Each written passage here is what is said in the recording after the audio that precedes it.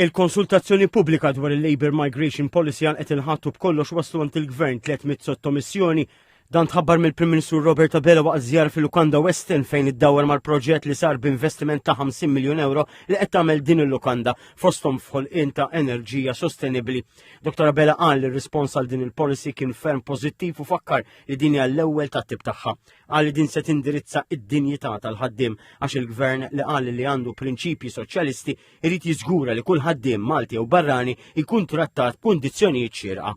Kompla jgħid li din il-policy se toħloq bilanċ bejn l-interessi tal-poplu u l-bżonn li min ħaddem ikollu biżżejjed impjegati.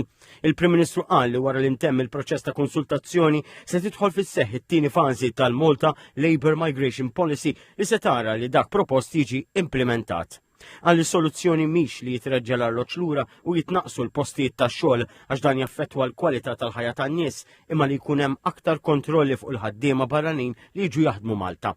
Dr. Abela qal li l-Gvern għadu kif ħabbar l-akbar tnaqqis fit-taxxa ta' dħul fl-istorja sabiex jippremja l-bżulija tal-ħaddiem.